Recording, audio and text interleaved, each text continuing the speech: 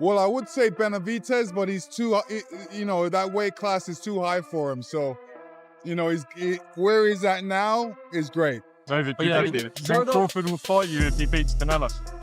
Nah, I wouldn't fight Crawford. I'm at 175. And Terence Crawford, No. not going to that fight. Maybe planning on vacating the belts.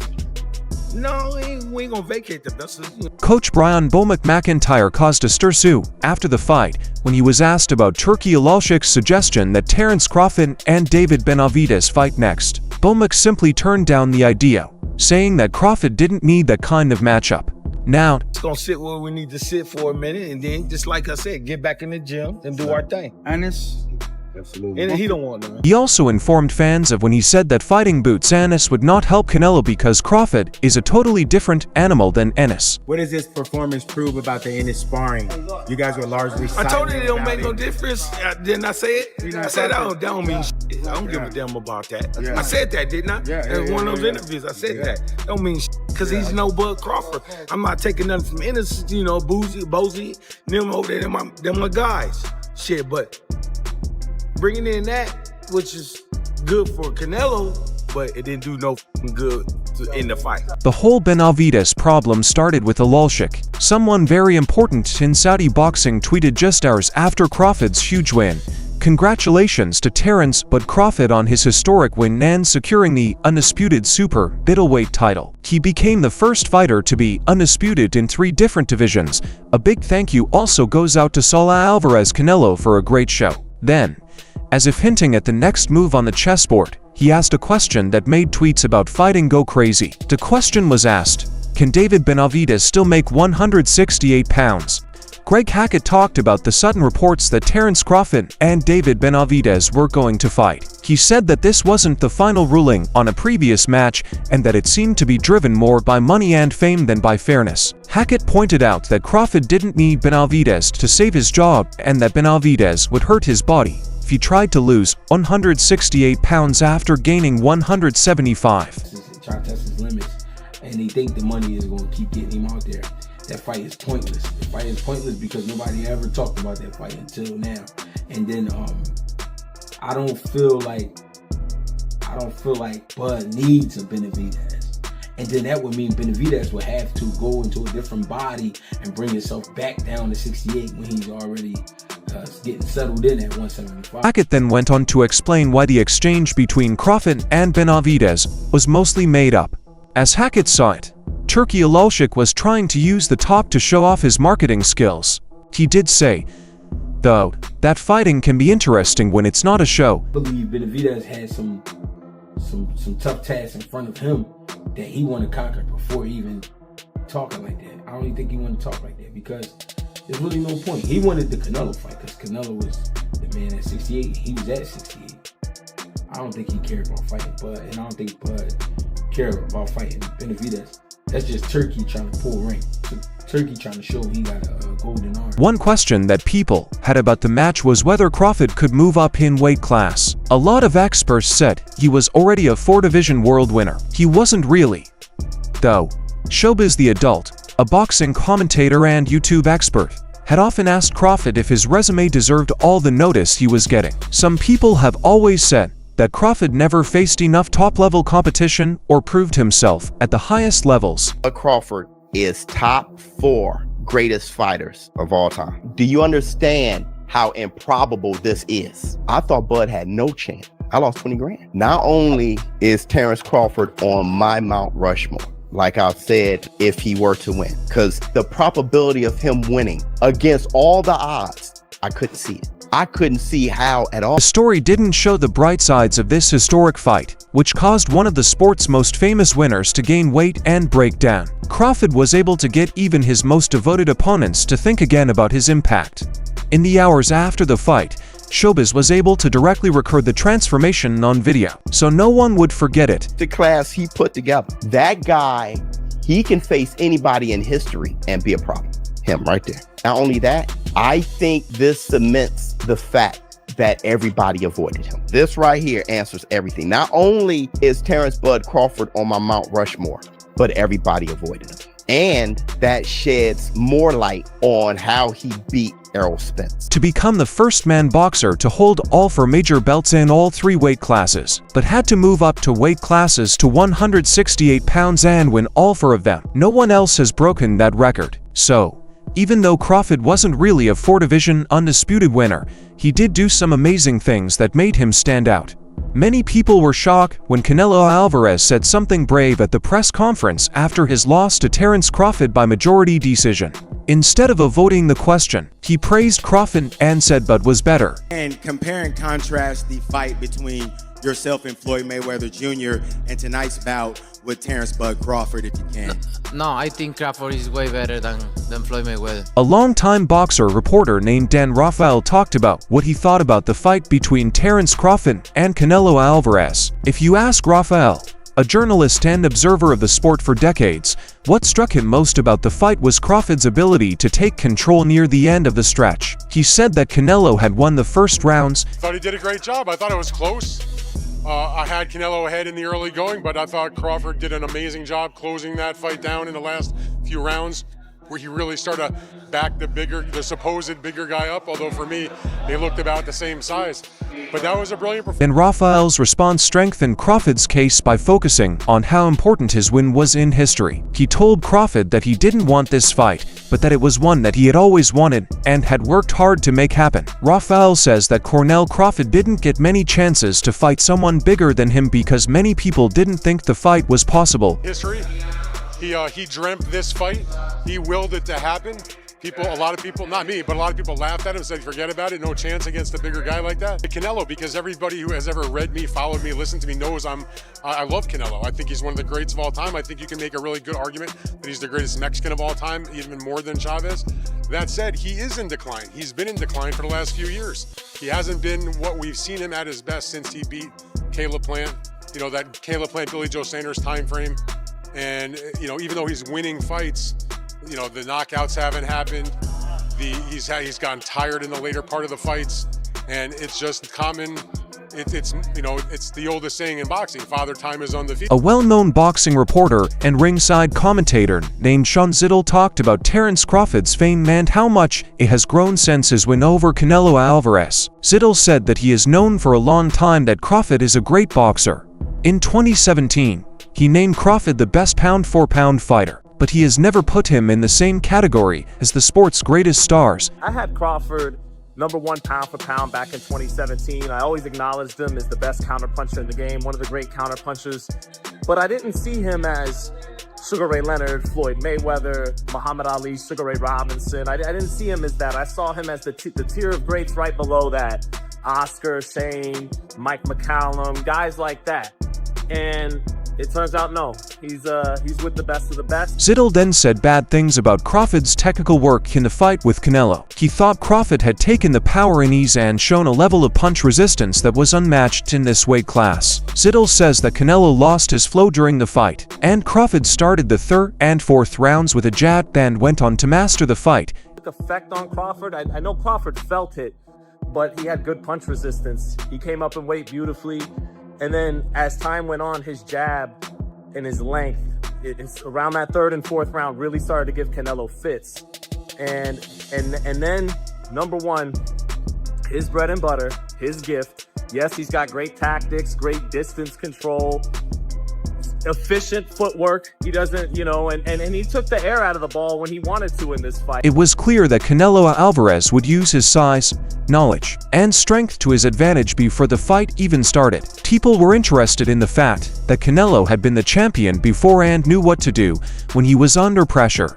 Even though he was very strong at super middleweight, Canelo Alvarez also talked to his fans on Instagram. After his loss to Terence Crawford, he didn't complain.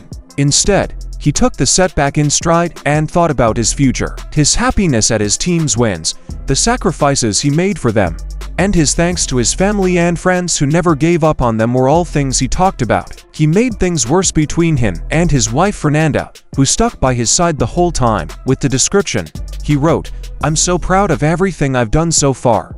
While you always want to win, I'm happy to lose and ready to learn from it. For all the things we've given up over the years, I'm thankful for my team. I've already won because my family is by my side and my friends have never stopped cheering for me. He kept thanking his family, especially his wife, for being there for him during these tough times. He then said, "Finally, I want to thank my wife Fernanda for being so patient and holding my hand through this whole thing. Good luck in Mexico, Mom." Also, the winner, the experienced Terence Crawford, showed a rare lack of respect during a news conference after his historic fight with Canelo Alvarez. He got angry with and made fun of a reporter who had attacked him in front of cameras before.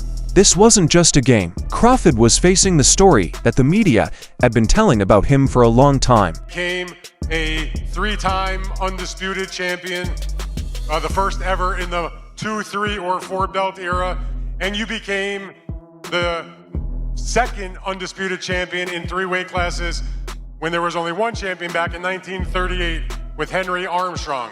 That's a lot of stuff. You hear that?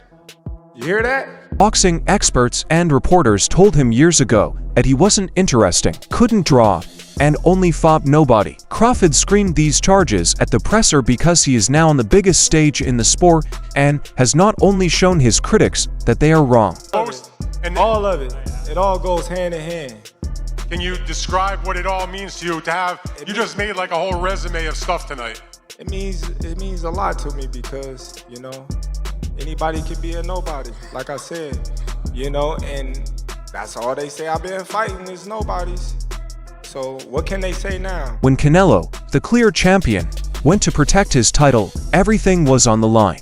Not just belts, but personalities as well. He would no longer be the king if he lost, and he would leave the arena without the fame that had made him famous. As a result, Crawford won by unanimous decision and is now the undisputed supreme middleweight king. It caused Canelo to lose all of his belts in the category and, in the eyes of history, his title as undisputed king, or at least some of it. João Batalha, the Australian cruiserweight world champion, spoke out right away after Canelo Alvarez's epic win over Terence Crawford. Batalha spoke with obvious respect and said that he had given Crawford the fight and thought the result was clear. Too much ammunition, though.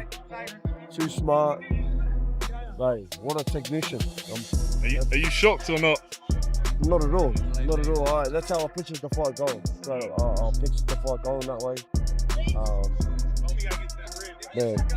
Impressive. You know what I mean? Coming up from all those weight divisions.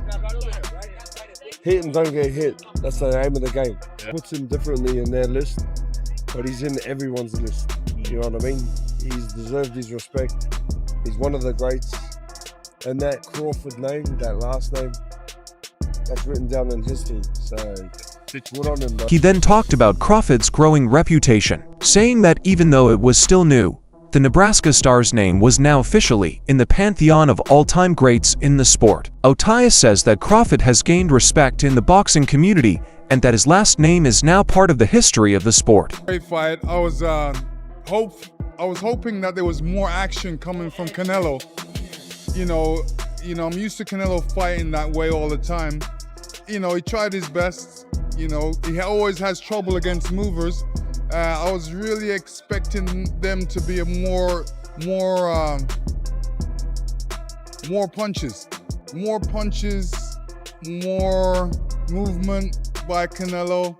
Yeah, I mean, it was a situation where Terence Crawford's a tactician, and he throws combinations and he moves. And then, if you try and exchange with him, he's gone already. So you got to be fast. You got to punch him when he's punching you. It was impossible to beat Canelo, though, unless power was a big part of the fight. Early tests showed that it hurt when he fell cleanly, especially on his body, or when he could get close to Crawford. When asked about Terence Crawford's shocking fight against Canelo Alvarez, former heavyweight champion Lennox Lewis gives a clear answer. Lewis liked the fight as a whole, but thought Alvarez didn't put in enough effort. Instead, he said that he thought the Mexican star would throw more punches and move faster. Alvarez has usually had trouble with fluid players like Crawford. Boxed about many times, and I thought that this time he just boxed like he always boxes. And then I felt he couldn't really do nothing against Terence Crawford because Terence Crawford was too quick, too elusive. Anybody would find trouble with him, but Canelo couldn't find him. For Canelo to win a round, I say he won about 3 rounds in that fight. I was actually amazed at the way how Terence Crawford moved and, never got hit.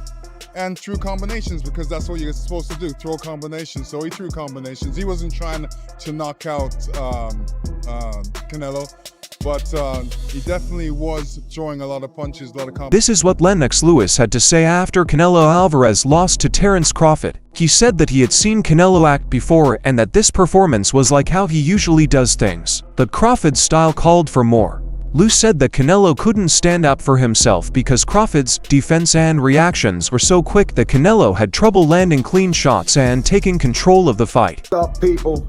It's the morning after the big fight. Crawford Canelo. Shout outs to Crawford. You did it, boy. You did it. For those who still aren't quite sure what they witnessed last night, I'm gonna let you know that you witnessed what is called a notorious boxing clinic.